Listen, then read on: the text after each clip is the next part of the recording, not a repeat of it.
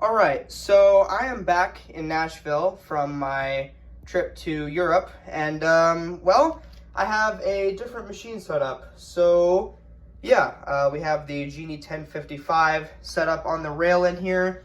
I just switched out the two machines that I had in here before I left. The chain glide is sitting over there. So yeah, I actually took the gear out of this operator so that I can use it off the rail. And the interesting thing is that you can actually pull this chain out of here. So yeah, that's pretty neat. It's kind of hard to push back one-handed, so let me do that real quick, just so it's not in the way of everything.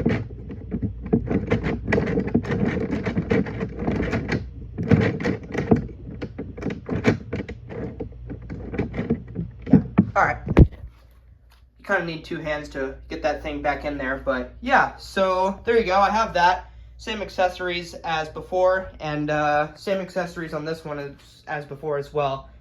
So yeah, let's go ahead and run this. And I do have a little bit of a cold, so if I sound kind of weird, that is why. But anyway, we'll go ahead and run the Genie 1055 with the push button here. And here we go.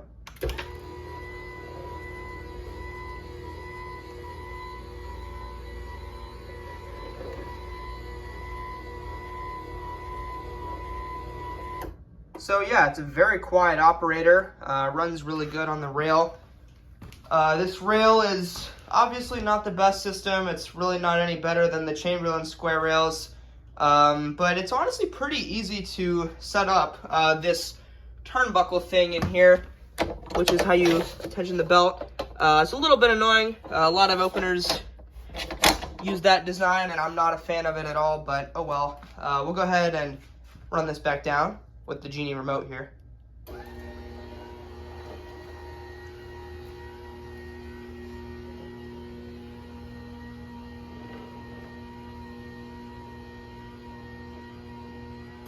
So yeah, I did have to look up a video on how to set the limits because I honestly couldn't remember how to do it. But yeah, and I'm pretty sure this thing just auto sets the force for you as well, so that's pretty neat. Anyway, so yeah, let's go ahead and run the chain glide real quick before I get out of here for now. We'll just run it with the Genie button, and here we go.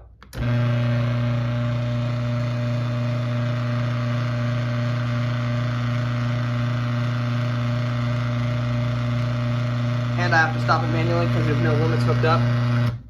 So yeah, not really the quietest machine, but I mean, it's quieter off the rail than it was on the rail because the chain's not making so much noise. So yeah, we'll go ahead and run this back down with the tombstone from over here. It's actually quieter. Well, is it on the way down or? Yeah, it is on the way down. Okay. It's quieter on the way down than on the way up for some reason.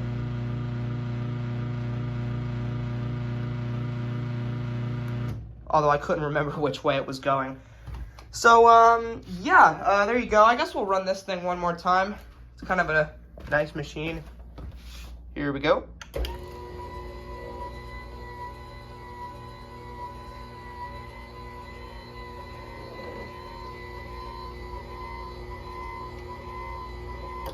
So yeah, when I get around to it, I'll have a review of the 1055 as well.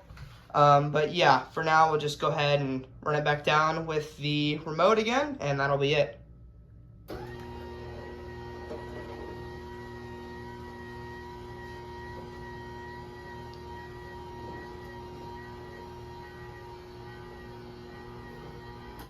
So yeah, one other thing I wanted to point out is on these pairs of Genie sensors, these were the ones that came from the G5000. They weren't original, but the installer that installed my grandparents' door put those on in 2016. And you can kind of see how they look. But these Genie sensors I bought just a couple years ago, and you can see they're different on the ends. So that's kind of interesting. Yeah, so I realized that at some point. I don't know if I ever mentioned it or not, but yeah, that's kind of neat. And also down here, I have the gear and the little rod that drives the sprocket for the chain glide. So yeah, there you go. Anyway, that's pretty much it. That's the Genie chain glide set up on this bench. And somewhat more exciting, I guess, the Genie 1055 set up on the rail. So I'll have a review of this thing coming soon. And, well, I'll see you in the next one. Peace.